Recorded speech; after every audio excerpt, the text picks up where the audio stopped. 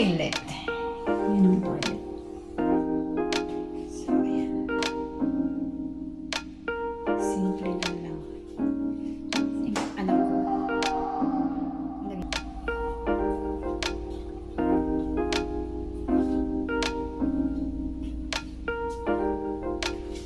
Nag-iinat kasi ito ako. Ay, ito.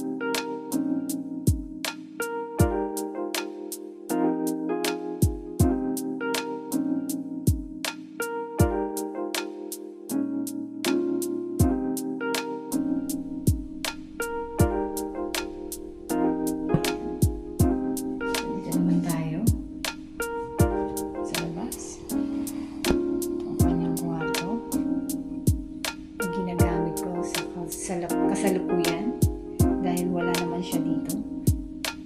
Yan. Mga gadget ko na yan. Ito yung mga abubot ko na yan. Dahil sa kasalukuyan na ako ang gumagamit. Malapit na stance ito. Naririnig yata ako. Ito yung kwarto ng aking anak.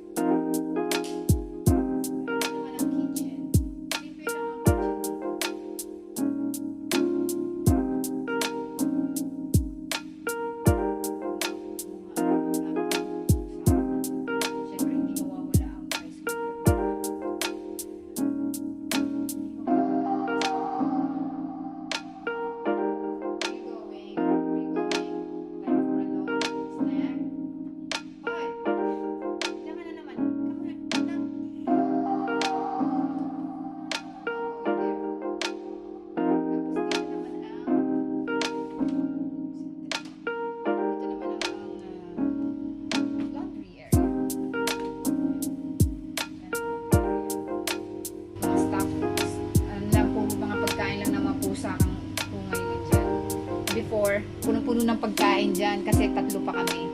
Ngayon, dalawa na lang kami mag-asawa, kaya puro pagkain naman ng mga pusa na nandyan. Hi! Ah, donggo. Let's go.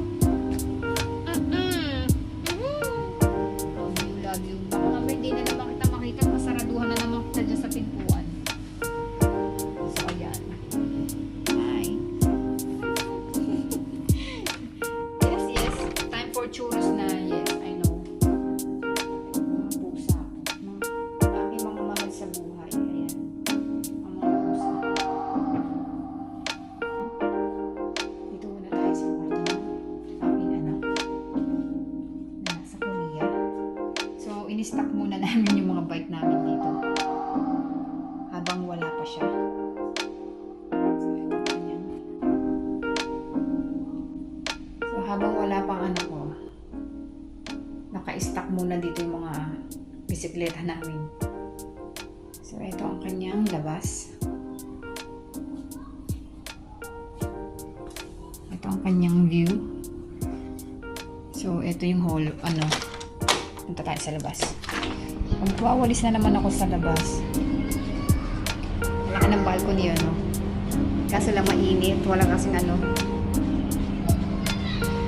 pagtirik ang araw, ang init yan. Malapit ang sunset.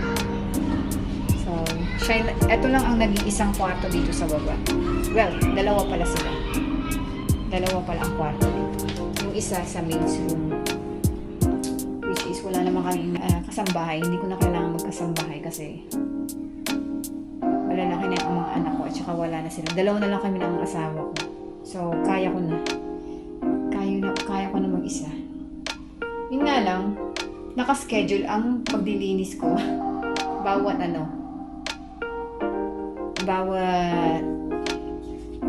palapag ng bahay. So, dito tayo. Ito yung niya.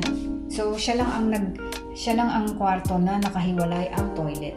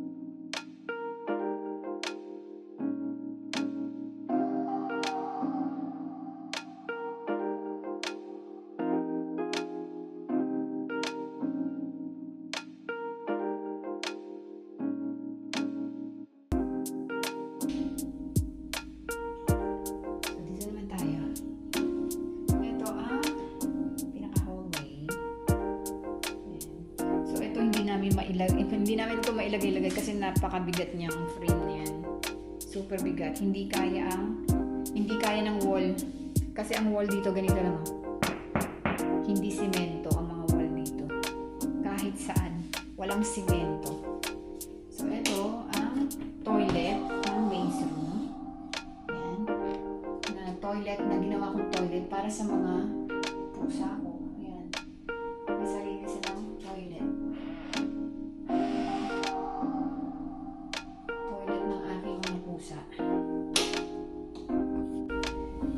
So, yan ang toilet ng maid's room. Tapos, ito naman ang maid's room.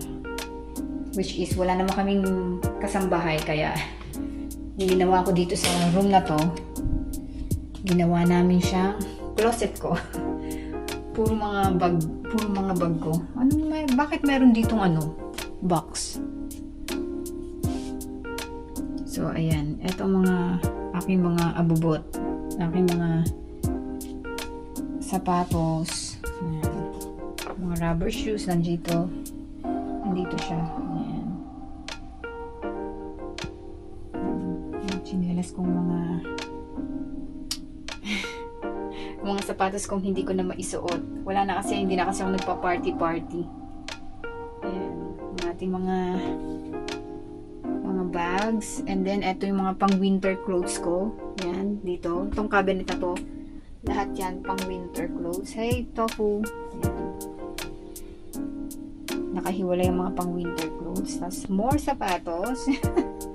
Andiyan yung mga sapatos. Which is actually nag-ano na ako eh. Ayun yung mga sapatos ko pa dyan. Normally, nagbawas na ako ng mga gamit. Come, Tofu. Let's go, let's go. Come on. Let's go na. Pusa ako. Let's go. Come. We go. Let's go. Bye. So, yan ang, ito ang mini closet ko. Nakita niyo na. So, dito naman tayo sa living area. Dito naman tayo. Tara, Tofu. Stroller ng aking mga pusa. Pinapasyal ko sila sa labas. Diyan ko sila isinasakay.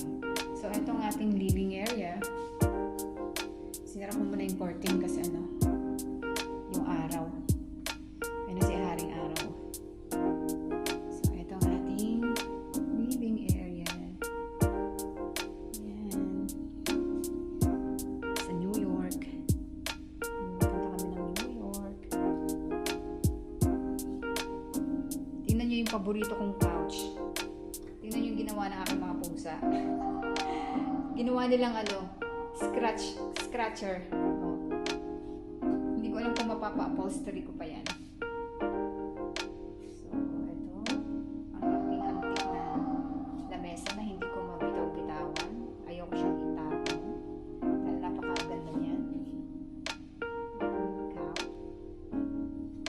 May kami para sa mga pusa ko yan. Pag umaalis kami, diyan ko sila chine-check.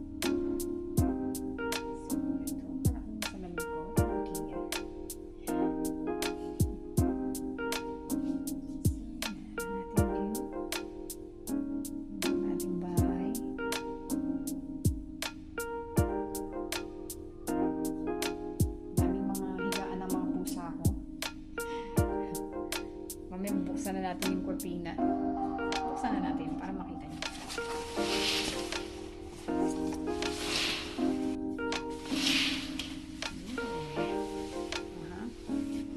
Galit na naman si Haring Araw. Galit na naman siya. Higaan ng aking mga pusa. Ang dami lang mga higaan.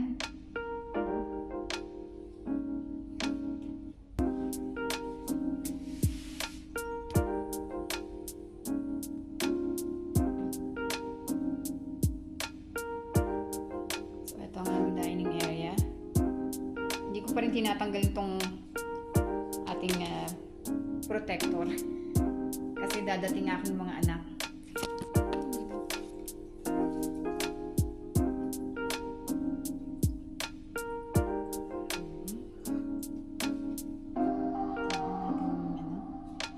Nakikita nyo ito, balcony.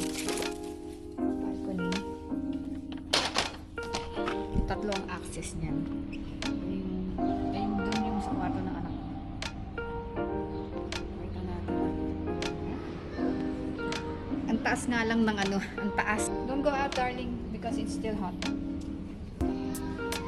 So, yan. Kami ng eto Pag winter na, etong nilalabas namin sa labas. Yan, ay ang lamesa na yan. Nilalabas namin doon. Para diyan kami nagbe-breakfast minsan.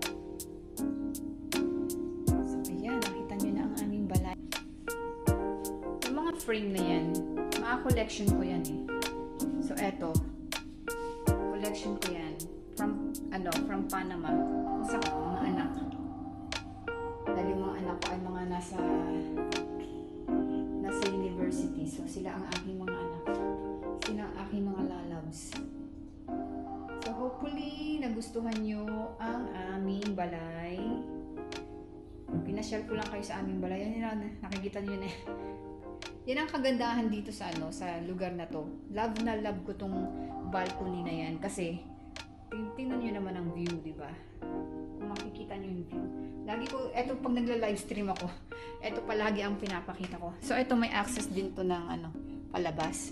Kaso lang ngayon. So kaya doon ako tumatambay sa taas. Yan, diyan sa taas. Sa kwarto namin. Kaso lang kung gusto mo. Ay. What do you want? What do you want, Bruno?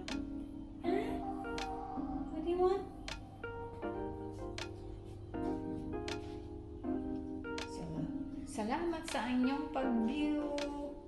Thank you very much. Patayin na natin ang ilaw.